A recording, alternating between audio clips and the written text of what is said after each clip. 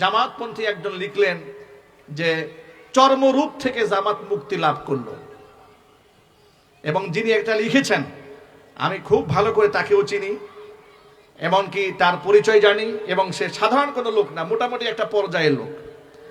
একটা পর্যায়ের মানুষ যখন এইভাবে ঘৃণা বিদ্বেষ ছড়ায়, তখন মানুষের মধ্যে আর সৌহার্দ্যতা থাকে না, মানুষের মধ্যে ভ্রাতৃত্ব থাকে না, মহাব্বতটা নষ্ট হয়ে যায়। আজকে দেখুন জামাত ইসলামী এবং ইসলামী আন্দোলন বাংলাদেশ রাজনৈতিকভাবে কিছুদিন তারা একত্রিত ছিলেন, আবার বনিবনা হয় নাই, দূরত্ব হয়ে গেছে। ভিন্ন মত থাকতেই পারে, ভিন্ন চিন্তা চেতনা থাকতেই পারে, সবাই এক বুঝ গ্রহণ করবে তা তো আর হবে না। কথা বলেন ঠিক না? ঠিক। কিন্তু আমরা উভয়ের জন্য শুভকামনা চাই, যে ইসলাম যারা চায় আমরা তাদেরকে চাই, কিন্তু মনে রাখতে হবে এই দূরত্ব যেন মুসলমানদের মধ্যে দলীয় কোন্দলের কারণ না হয়ে দাঁড়ায়। সুতরাং আমরা সকলকে সাবধান মানে উচ্চারণ করে দিতে চাই, আসলে যারা দিনের জন্য কাজ করেন তাদেরকে শালীন হতে হবে, ভদ্র হতে হবে, নম্র হতে হবে। উগ্রতা দিয়ে বেয়াদবিমূলক কথাবার্তা বলে এদেশে দিন কায়েম করতে পারবেন না। তার কারণ কোন বেয়াদবের মাধ্যমে আল্লাহ পাক পৃথিবীর ইতিহাসে কোথাও দিন কায়েম করেছেন তার নজিরা নাই। কথা ঠিক না? জুড়ে বলেন। দিনের মহাব্বত যদি অন্তরে থাকে, আমাদের অপরের প্রতি শ্রদ্ধাশীল হতে হবে, সহনশীল হতে হবে, মায়া এবং মহাব্বত থাকতে হবে। কথা বলুন ঠিক না? ঠিক। একে অপরের সমালোচনা বাদ দিয়ে দেন, এই জবানটাকে হেফাজত করেন। আল্লাহর হাবিব রাহমাতুল্লিল আলামিন বলেছেন, আল গীবাতু আশাদ্দু মিনাজ জিনা। সমালোচনা করা, পরনিন্দা করা, এটা ব্যভিচারের চেয়ে ভয়ঙ্কর গুনাহ। সাহাবায়ে কেরাম অবাক হয়ে গেলেন, ব্যভিচার করা এত বড় গুনাহ, কিন্তু হুজুর বললেন ব্যভিচারের চেয়ে তো এই গীবত করা আরো মারাত্মক গুনাহ। ব্যাখ্যা বুঝলো না। সাহাবীদেরকে নবীজি ব্যাখ্যা করে বুঝিয়ে দিলেন, শোনো, কোন ব্যক্তি যদি ব্যভিচার করে ফেলে, জেনা করে ফেলে, সে যদি একান্তে মহান আল্লাহর কাছে ক্ষমা চান, মহান আল্লাহ পাক তো হয়তোবা তারে মাফ করে দিতেও পারেন যদি চান। কিন্তু যেই ব্যক্তি গীবত করেছে, পরনিন্দা করেছে, অন্যের সম্মান হানি করেছে, অন্যের হক নষ্ট করেছে, যতবার সে তওবা করুক না কেন তার তওবা মঞ্জুর হবে না। যত কাদাকাটি করুক না কেন তওবা মঞ্জুর হবে না। গীবত যার করা হয়েছে সে নিজে যতক্ষণ না তারে ক্ষমা করে দিবেন, মহান আল্লাহ পাক তারে ক্ষমা করে দিবেন না। এই জন্য আল্লাহর হাবিব বলেছেন, মাইয়াবমাল্লি মা বাইনা লাহিয়াইহি ওয়া মা বাইনা রিজলাইহি আযমান লাহুল জান্নাহ। যেই ব্যক্তি আমার কাছে দুইটা অঙ্গের গ্যারান্টি দেবে, আমি মুহাম্মদ সাল্লাল্লাহু আলাইহি সাল্লাম, অবশ্যই তার জন্য আমি জান্নাতের গ্যারান্টি দিয়ে দেব। এক হচ্ছে তার জবান, আর এক হচ্ছে তার লজ্জাস্থান। লজ্জাস্থান এবং জবান দুটোর হেফাজত থাকতে হবে। যদি এটা না থাকে তাহলে ব্যক্তি লাঞ্ছিত হবে, অপমানিত হবে। মনে রাখবেন, এই জবানের কারণেই মানুষ সম্মানিত হয়, এই জবানের কারণেই মানুষ লাঞ্ছিত, অপমানিত হয়। ঠিক না? ঠিক। জবান অত্যন্ত মূল্যবান একটা অঙ্গ, দেহের মধ্যে খুব গুরুত্বপূর্ণ। লোকমান হাকিমকে তার মনিব বলেছিলেন, লোকমান হাকিমের আচরণ দেখে বুঝতে পেরেছিলেন যে এর মধ্যে তো বিশাল ট্যালেন্ট, অনেক হিকমা, অনেক প্রজ্ঞা, প্রচন্ড মেধা, প্রচন্ড জ্ঞান, গর্ব, কথাবার্তা বলে লোকমান হাকিম। লোকমান হাকিমের মনিব, লোকমান হাকিম দাস ছিলেন, তাকে বললেন, লোকমান তুমি একটা খাসি জবাই করো। খাসি জবাই করে এই খাসির এই গোটা দেহের মধ্যে থেকে সবচেয়ে উন্নত মানের দুটা অংশ গোটা দেহের মধ্যে যেটা তুমি মনে করো সেটা তুমি কেটে আমার সামনে হাজির করো। লোকমান হাকিম খাসি জবাই করলেন। খাসি জবাই করে গোটা দেহের মধ্য থেকে দুইটা অঙ্গ গুরুত্বপূর্ণ কেটে মালিকের সামনে হাজির করলেন। মালিক তাকায় দেখেন সবচেয়ে দামি অঙ্গ বলার পরে সেই ব্যক্তি খাসির কলিজা আর জিহ্বাটা কেটে মনিবের সামনে হাজির করে দিয়েছে। মালিক জিজ্ঞেস করলেন, জিহ্বা আনলে কেন? বলে, জবান এটা হচ্ছে দেহের সবচেয়ে মূল্যবান সম্পদ, সবচেয়ে দামি অঙ্গ, আর হচ্ছে কলব, এটা সবচেয়ে দামি অঙ্গ।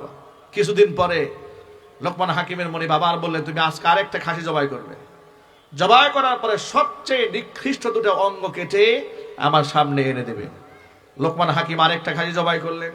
এবার সবচেয়ে নিকৃষ্ট দুটো অঙ্গ কেটে মনিবের সামনে হাজির করলেন। মনিব এবার তাকাই দেখে তখনও তিনি কাল্ব, হার্ট এটা কেটে এবং সাথে সাথে তিনি জিহ্বাটা কেটে সামনে দিয়েছেন। এবার তিনি প্রশ্ন করলেন, কি ব্যাপার লোকমান, তোমাকে যখন বললাম সবচেয়ে ভালো অঙ্গ এনে দাও, তুমি আমার কাছে জিহ্বা এনে দিলে, হার্ট এনে দিলে, আজকে যখন সবচেয়ে খারাপ অঙ্গ আনতে বললাম, তখন তুমি এই দুটোই এনে দিলে, এর ব্যাখ্যাটাকে একটু বুঝাই বলো। লোকমান হাকিম বললেন, মনিব শোনেন, যখন দেহের মধ্যে এই দুটা অঙ্গ ভালো হয়, তখন এর চেয়ে দামি অঙ্গ আর থাকে না। আর দেহের মধ্যে এই দুইটা জিনিস খারাপ হয়, যদি কালার এই জায়গাটা নোংরা হয়, মন যদি খারাপ হয়, কাল যদি নষ্ট হয়ে যায়, আর জবান যদি নষ্ট হয়, তাহলে এর চেয়ে নিকৃষ্ট অঙ্গ দেহের মধ্যে আর থাকে না। কথা ঠিক না বেরিয়ে বলেন? আজকে দেখুন বাংলাদেশের অবস্থা কি হয়েছে। জবানের বরখেলাফি এবং অন্তরের মধ্যে কালিমা যাদের আছে, মনে রাখবেন, এদের দ্বারা বাংলার জমিনে কোনোদিন ইসলামের খেদমত হবে না। ইসলামের খেদমত করতে হলে তাকওয়া লাগবে, পরহেজগারিতা লাগবে, সততা লাগবে, ইনসাফ লাগবে। এটা না হলে এই রকম ফাসিক লোকদেরকে দিয়ে, যার জবানে ঠিক নাই, কালবের মধ্যে ঈমান নাই, হিদায়াতের নূর নাই, মুখের ভাষা ঠিক নাই, তাদের মাধ্যমে আল্লাহ পাক দিন কায়েম করবেন না জমিনে। প্রয়োজনে আল্লাহ পাকে জাতিকে মিটাই দেবেন। আল্লাহ পাক সেই জাতি নিয়ে আসবেন যে জাতি তাকওয়ার ভিত্তিতে কোরআন সুন্নাত আজ বাংলার জমিনে কায়েম করবেন। কিন্তু আমরা সেই নরধমের পার্টি হতে চাই না, আমরা জাহান্নামের নরকীট হতে চাই না, আমরা সেই শহীদি কাফেলায় শামিল হতে চাই, যাদের মাধ্যমে আল্লাহ পাক এই জমিনের দ্বীনের পতাকা পথ করে উড়াইয়ে দেবেন।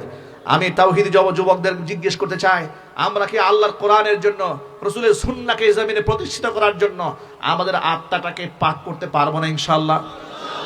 জোরে বলুন না ইনশাআল্লাহ। মন থেকে হিংসা বিদ্বেষ দূর করে দেন, আল্লাহ মর্যাদা বাড়ায় দিবেন। মনের মধ্যে যদি অন্য ভাইয়ের প্রতি হিংসাটাকে, বিদ্বেষটাকে মুছে ফেলেন, মর্তবা আল্লাহ পাক কিভাবে বাড়াবেন লক্ষ্য করেন।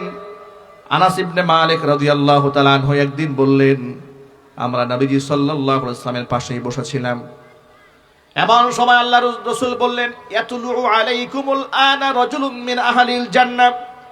ও সাহাবীরা শোনো, তোমাদের মাঝে এই মুহূর্তে একজন জান্নাতি ব্যক্তি প্রবেশ করবেন।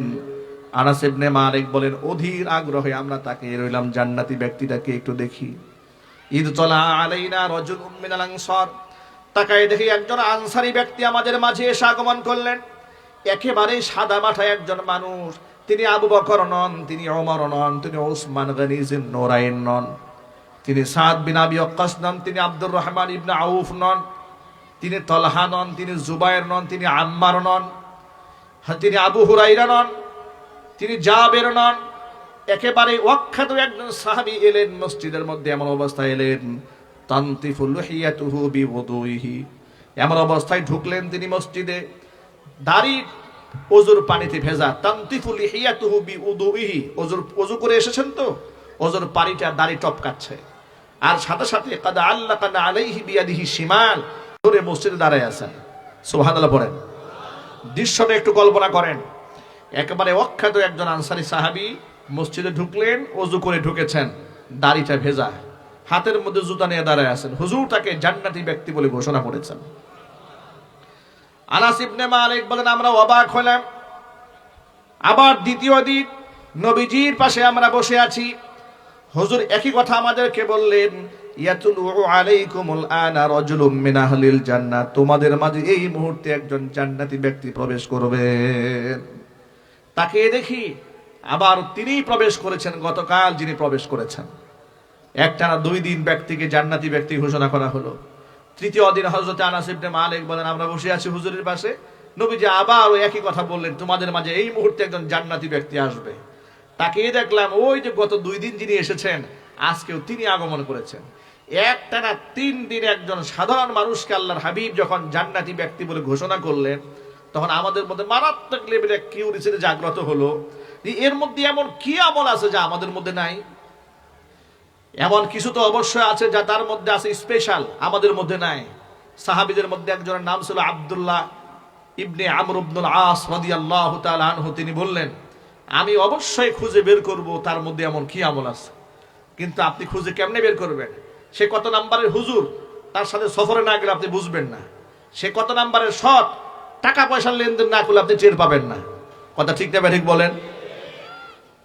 তিনি বললেন, একটু কৌশল করে ওই আনসারী সাহাবীকে বললেন, ভাই, বাড়িতে আমার বাবার সাথে একটু মনোমালিন্যতা হয়েছে, এই জন্য আমি 3 দিন 3 রাত বাড়ি যাব না বলে মনস্থ করেছি।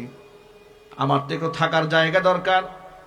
আপনি যদি আমাকে একটু থাকার সুযোগ করে দিতেন আপনার বাড়িতে আপনার সাথে, তাহলে আমার জন্য খুব ভালো হতো। সুযোগ কি আছে? তিনি বললেন, কেন নয়, চলুন আপনি আমার সাথে আমার বাড়িতে থাকবেন। 3 দিন 3 রাত মেহমান হলেন। 3 দিন 3 রাত মেহমান হওয়ার পরে স্পেশাল কোনো আমলই দেখতে পান না। নর্মাল উনিও যা করেন ইনিও তাই করেন, নামাজ পড়েন, ইনিও নামাজ পড়েন, উনি সত্য কথা বলেন, ইনিও সত্য কথা বলেন। কি আছে তার মধ্যে? 3 দিন 3 রাতে কিছু খুঁজে না পেয়ে এবার তিনি মুখ ফুটে বলে ফেললেন, ভাই আসলে আপনার মাঝে আমার বাবার সাথে আমার কোনো দ্বন্দ্ব হয় নাই।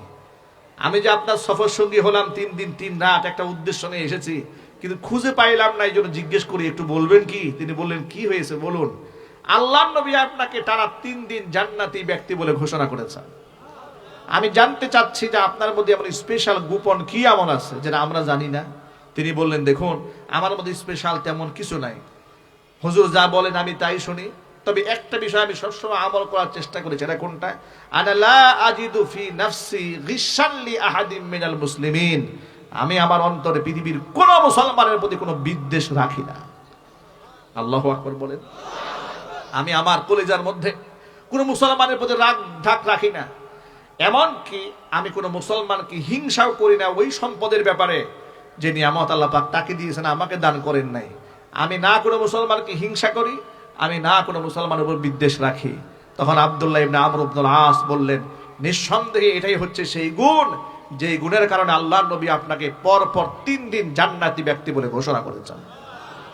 আপনাদের সামনে বর্তমান সমাজ প্রেক্ষাপটে এর চেয়ে দামি নসিহত আমার আর নাই।